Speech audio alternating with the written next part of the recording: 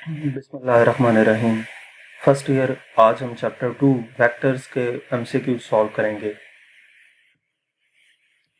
First MCQs है the number of perpendicular components of a force in two dimensional are.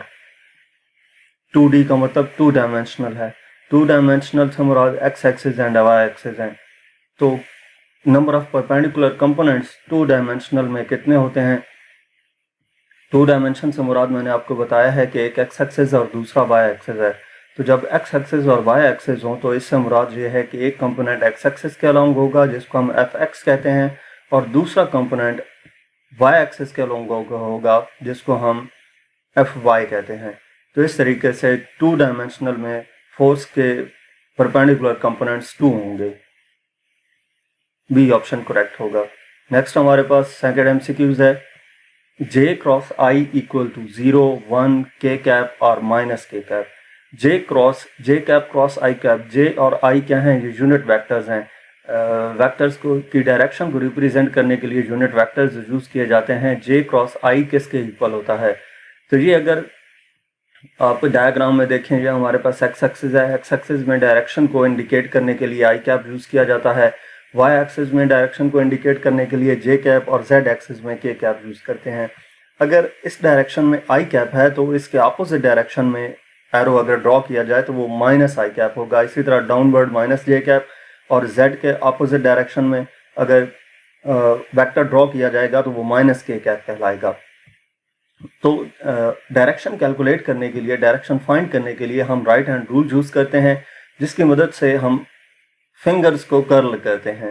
Right hand की fingers को J cross I है तो J से I की तरफ कर्ल करना है। तो जब हम राइट हैंड की मदद से J से I की तरफ फिंगर्स को कर्ल करेंगे तो जो थंब है वो इंडिकेट करेगा डायरेक्शन को J क्रॉस I की।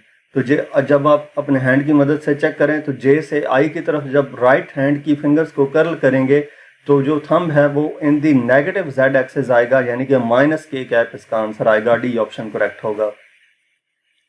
नेक्स्ट हमारे पास थर्ड एमसीक्यूज है a force of 10 Newton is making an angle of 30 degree with the horizontal, it's x components will be. कि एक फोर्स हमें गिवन है और एंगल गिवन है हॉरिजॉन्टल के साथ, उसका 30 डिग्री एक्स कंपोनेंट कैलकुलेट करना है। तो जब फोर्स और थीटा गिवन हो तो एक्स कंपोनेंट का हमारे पास फार्मूला होता है F X equal to F cos theta. ये फोर्स है F और ये थीटा है 30। तो ये जब दोनों हम इस फार्मूले में पुट करते हैं तो एफ एक्स इक्वल आ जाता है 8.7 न्यूटन के। तो ये डी ऑप्शन करेक्ट है। नेक्स्ट एमसीक्यूज नंबर 4 है if two forces of magnitude 3 newton and 4 newton are acting at right angle to each other then their resultant force will be. अगर दो forces जिनका मैग्नीट्यूड 3 न्यूटन और 4 Newton है और वो एक दूसरे से राइट एंगल पे अप्लाई हो रही हैं तो उनका रिजल्टेंट फोर्स कितनी होगी? राइट एंगल से मुराद ये है कि एक हमारे पास 3 न्यूटन की और 4 न्यूटन की, और इन दोनों के दरमियान एंगल 90 डिग्री का है। तो रिजल्टेंट कैलकुलेट करने के लिए ये हमारे पास एक ट्रायंगल बन जाएगी, और रिजल्टेंट फोर्स कैलकुलेट करने के लिए जो हमारे पास फार्मूला होता है वो F equal to under root F X square plus F Y square है। तो F इक्वल आ जाएगा, एफ एक्स की वैल्यू 3 है, एफ वाई की वैल्यू 4 है, तो F इक्वल आ जाएगा अंडर रूट 9 प्लस 16, यानी कि F equal to under root 25। तो ये F की वैल्यू 5 आ जाती है। इसका भी बी ऑप्शन करेक्ट है, 5 न्यूटन।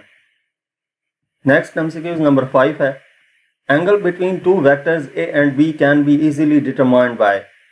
दो वेक्टर्स A और B के दरमियान जो एंगल है वो हम इजीली कैसे डिटरमाइन कर सकते हैं? डॉट प्रोडक्ट से, क्रॉस प्रोडक्ट से, हेड टू टेल रूल से, या राइट हैंड रूल की मदद से। तो पहले मैं आपको इसका आंसर बता देता हूं कि जो एंगल है A और B के दरमियान उसको इजीली हम यूज कर सकते हैं डॉट प्रोडक्ट से, A dot B equal to A B cos theta से। ठीक है, क्योंकि A डॉट B और B डॉट A दोनों एक दूसरे के इक्वल होते हैं, उनकी वैल्यू चेंज नहीं होती। तो हम इजीली इनके दरमियान जो एंगल है वो theta equal to cos inverse A dot B over A B करके इजीली कैलकुलेट कर सकते हैं। अगर क्रॉस प्रोडक्ट लिया जाए तो A क्रॉस B कुछ और वैल्यू देता है, B क्रॉस A कुछ और वैल्यू देता है।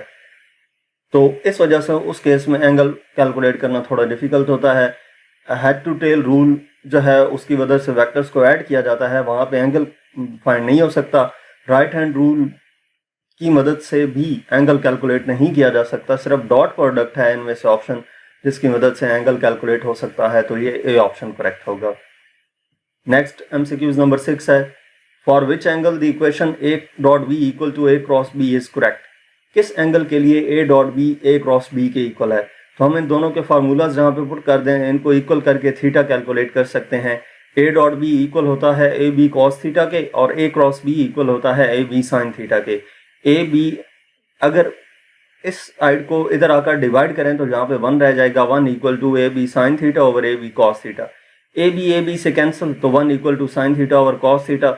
Sign theta over cos theta tan theta की इक्वल होता है, तो theta equal to tan inverse 1 आ जाएगा, यानी कि थीटा की वैल्यू 45 डिग्री आ जाती है। तो यहाँ तक इस चैप्टर के MCQs थे। मजीद किसी भी चैप्टर की एक्सरसाइज का सोल्यूशन देखने के लिए आप हमारा चैनल विजिट करें। इसके अलावा अगर आप किसी भी सब्जेक्ट की ऑनलाइन या ऑन ट्यूशन पढ़ना चाहते हैं तो हमसे व्हाट्सएप पे कांटेक्ट कर सकते हैं। Thank you.